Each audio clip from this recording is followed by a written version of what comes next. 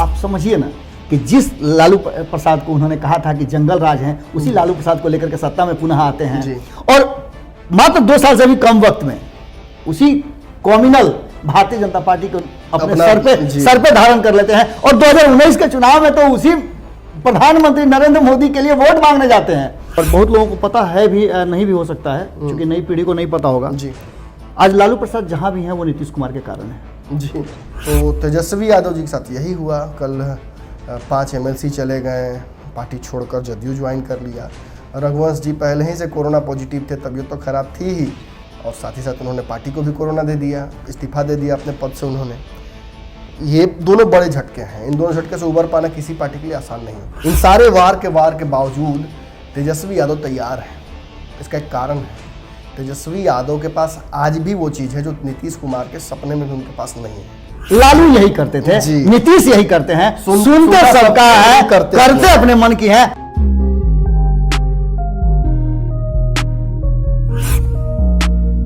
आपको ये मुहावरा अच्छे से याद होगा कि 100 सुनार की तो 1 लोहार की। लोहार का एक वार भारी पड़ता है सुनार के 100 हथौड़ों पर। तो इसका कारण है, मतलब ऐसा नहीं है कि लोहार बहुत ताकतवर है, ये सब बातें नहीं है। ताकत अपनी जगह पर, लेकिन दोनों का हथौड़ा अलग अलग होता है। लोहार का जो हथौड़ा होता है बहुत भारी और लोहे को मोड़ने के लिए होता है। सुनार अगर उतना मोटा हथौड़ा से अगर वार करेगा तो कहीं ना कहीं उसका सोना छितरा जाएगा, बर्बाद हो जाएगा। जिसका जितना कीमत उसी हिसाब से उसको तोड़ने और मोड़ने की आवश्यकता पड़ती है, कारीगरी ज़्यादा है। तो इसका मतलब ये मत समझ लीजिएगा कि सुनार बहुत कमज़ोर है, लोहार बहुत मजबूत है। ये मत समझ लीजिए कि सुनार और लोहार दोनों में लड़ाई नहीं आपसी होगी तो लोहार ही हर बार जीतेगा, ऐसा नहीं है। अलग अलग कारीगरी है, अलग अलग कला है, अलग अलग दोनों में जो का सृजन का क्षमता है। बिहार की राजनीति में भी सुनार लोहार वाला किस्सा लग रहा है। कल का दिन था मंगलवार का दिन कहा जाता है जिसके लिए अच्छा होता है उसको छप्पड़ फाड़ के मिलता है, और जिसको बुरा होना होता है उसका छप्पड़ फट जाता है और बारिश होने लगती है। तो तेजस्वी यादव जी के साथ यही हुआ। कल 5 MLC चले गए, पार्टी छोड़कर जदयू ज्वाइन कर लिया। रघुवंश जी पहले ही से कोरोना पॉजिटिव थे, तबीयत तो खराब थी ही, और साथ ही साथ उन्होंने पार्टी को भी कोरोना दे दिया, इस्तीफा दे दिया अपने पद से उन्होंने। ये दोनों बड़े झटके हैं। इन दोनों झटके से उबर पाना किसी पार्टी के लिए आसान नहीं होगा। तब तक तीसरी झटका उनको मिल गया कि कहीं ना कहीं राबड़ी देवी का जो पद है नेता प्रतिपक्ष का विधान परिषद में, वो भी हाथ से चला जाएगा। अब इन सभी के बाद अगर आपके पार्टी के जो मुख्य नेता हों, जिस चेहरे पर आपकी पार्टी टिकी हुई है, वो अगर जेल में बंद हो, उनकी तबीयत खराब हो, उनके आने वाले राजनीतिक भविष्य पर अगर संशय हो, तो आप खुद सोच लेंगे कि उस पार्टी का बहुत ज़्यादा भविष्य उज्जवल नहीं दिख रहा है। लेकिन इसके बावजूद, इन सारे वार के बावजूद तेजस्वी यादव तैयार है। इसका एक कारण है, तेजस्वी यादव के पास आज भी वो चीज़ है जो नीतीश कुमार के सपने में भी उनके पास नहीं है। वो ये है कि तेजस्वी यादव बिहार की सबसे बड़ी पार्टी राजद को संभाल रहे हैं। आप कहिए कि तेजस्वी यादव की पार्टी को मैं सबसे बड़ा पार्टी क्यों कह रहा हूँ? किसके सबसे ज़्यादा विधायक हैं? 82 विधायक जिस पार्टी के हैं वही पार्टी सबसे बड़ी पार्टी होगी ना। और इसी कारण से नीतीश कुमार के रडार पर तेजस्वी यादव हैं। मैं बहुत समय आपका नहीं लूंगा, बाबा की तरफ बहुत तेजी से बढ़ूंगा आज, और रातों रात में बहुत तेजी से हम आपको समझाने जा रहे हैं कि अब बिहार की राजनीति में क्या जल्दी बदलाव होने वाले हैं। तो सबसे पहले तो आप समझ लीजिए कि तेजस्वी यादव ने नीतीश कुमार पर बहुत सारे हमले किए हैं पिछले 1 साल में। 2019 के बाद 20 तक ऐसी बहुत सारी घटनाएं हुई हैं, चाहे चमकी बुखार हो, पटना में बाढ़ आया हुआ हो, नीतीश कुमार के जो क्राइम रेट है वो गड़बड़ा गया है, उस पर भी डिबेट लंबा चौड़ा हुआ है कि जगदानंद सिंह ने भी कहीं ना कहीं ऐसा आंकड़ा लाकर सामने रख दिया था कि जो क्राइम रेट लालू यादव के समय में था वो कम था। अब बिहार फिजिकली भी कहीं ना कहीं पीछे बिछड़ रहा है और क्राइम रेट भी बढ़ता जा रहा है, शराबबंदी फ्लॉप होती जा रही है। हर बिंदु पर तेजस्वी यादव ने नीतीश कुमार पर हमला किया है। कई बार तो हमला बिलो द बेल्ट भी हुआ है। लेकिन इस दौरान हमने देखा है कि अगर नीरज कुमार को छोड़ दिया जाए तो ऐसे किसी भी जदयू के नेता ने हमला वापस उतना नहीं किया है तेजस्वी यादव के ऊपर। एक मर्यादित बयान और मर्यादित तरीके से बात रखना। नीतीश कुमार तो 2 ही 3 बार मीडिया के सामने आए भी हैं, और इस दौरान भी उन्होंने भी तेजस्वी यादव को एक ही बात कह दिया था कि तुम मत बोलो, तुम्हारे पिताजी बोलेंगे वो अच्छा लगेगा हमको। ये उनका बयान आपको याद होगा। लेकिन वही तो कहा जाता है कि नीतीश कुमार अगर नीतीश कुमार को आप इंसान न समझ के कोई प्राणी समझिए तो सबसे जो चालाक प्राणी इवोल्यूशन में बना होगा तो वो ही है नीतीश कुमार। इतने चालाक हैं कि अपनी राजनीतिक समय का इंतजार करते हैं और तब बदला लेते हैं। ऐसा नहीं कि नीतीश कुमार बदला नहीं लेते हैं।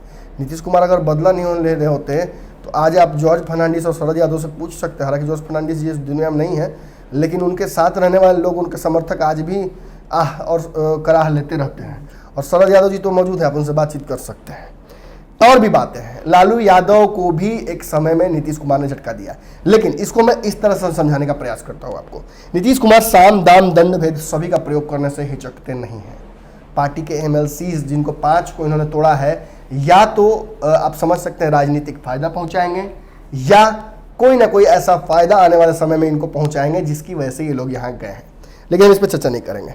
नीतीश कुमार को 2014 में अपने सर्वाइवल के लिए भाजपा को छोड़ना पड़ा, नीतीश ने छोड़ दिया।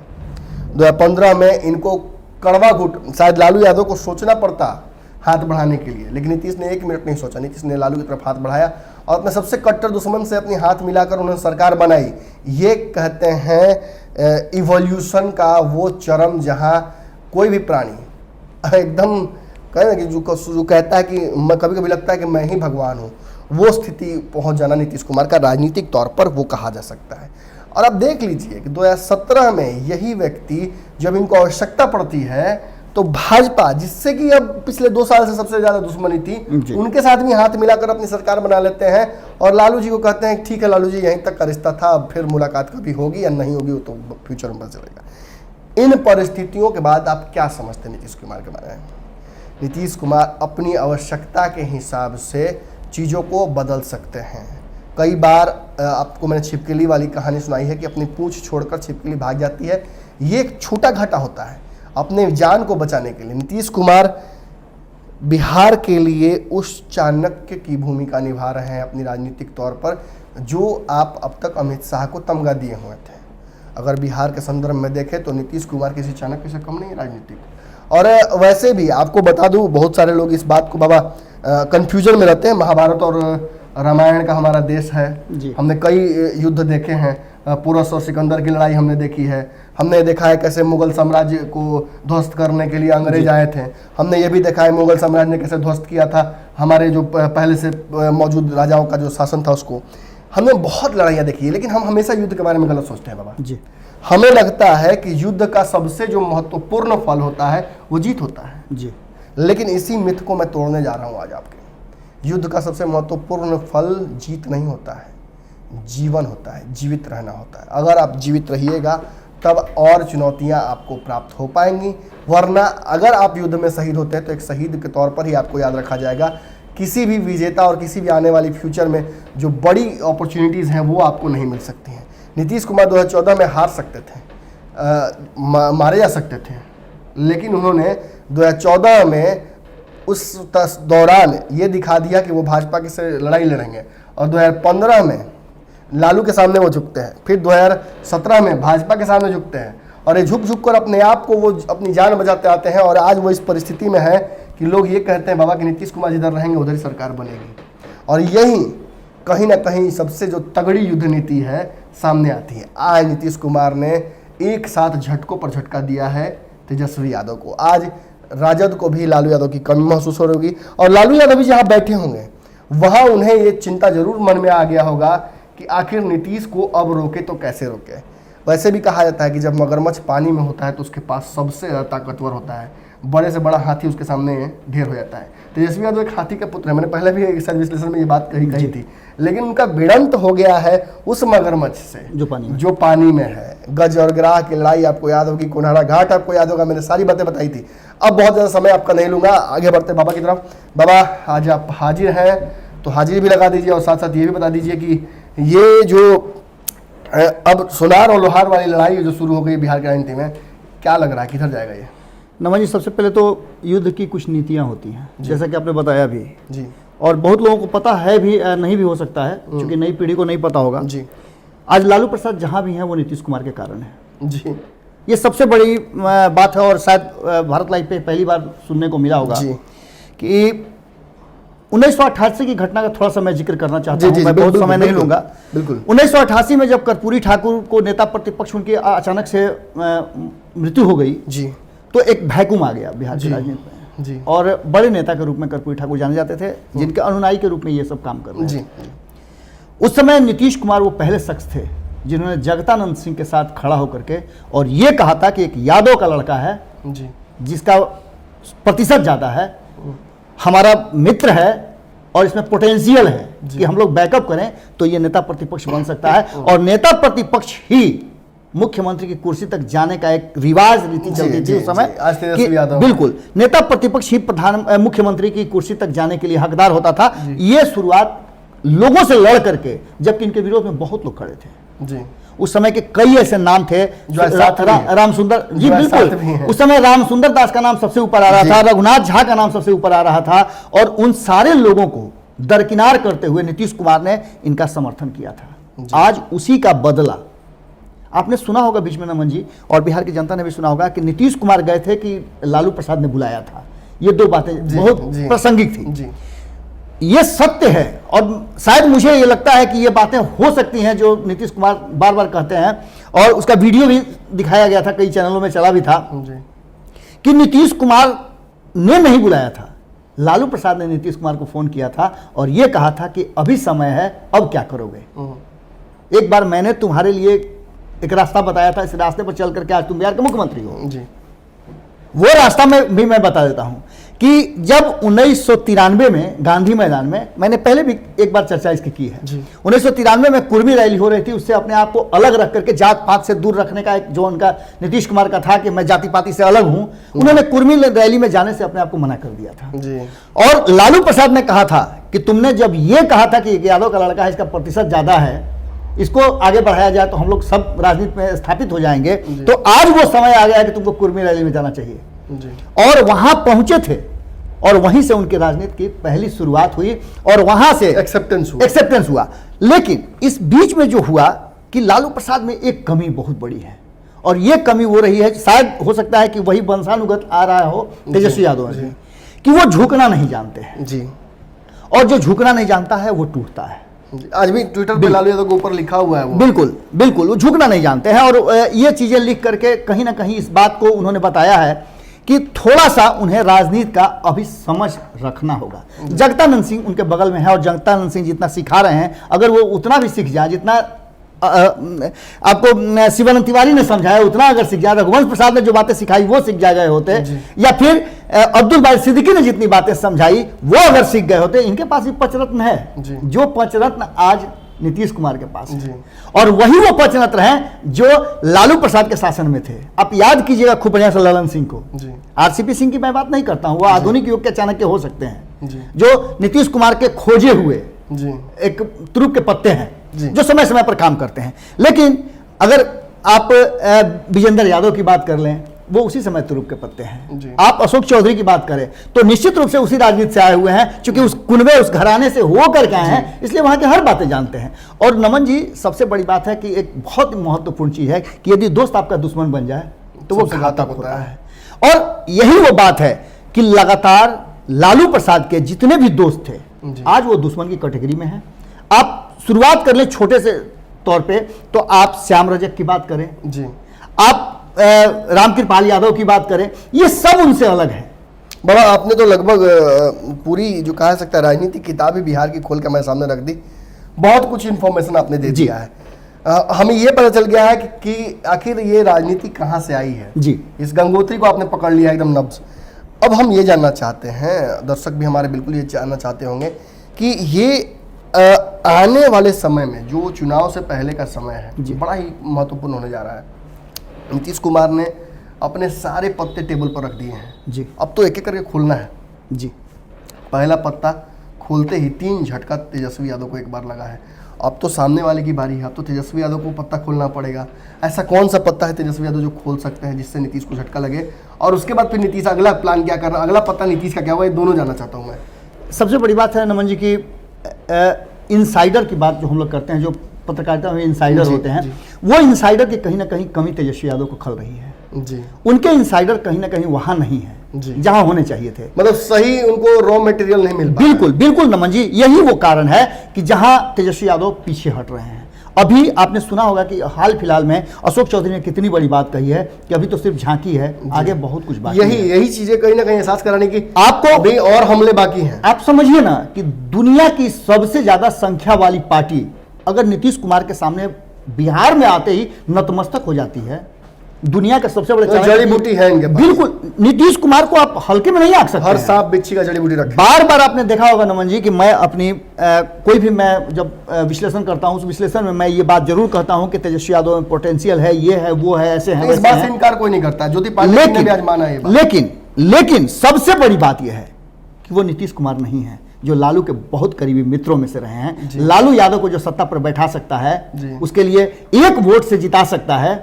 42 और 41 वोट था जो एक वोट से लालू प्रसाद को प्रतिपक्ष का नेता बनाने के बाद मुख्यमंत्री की कुर्सी तक 90 तक पहुंचा सकता है। तो आप समझिए कि वो अपने लिए क्या नहीं कर सकता है जब उसे मौका मिल गया हो। तो अब तेजस्वी यादव को एक बड़ी लड़ाई लड़नी है और नीतीश कुमार एक तीर से कई शिकार करने वाले हैं।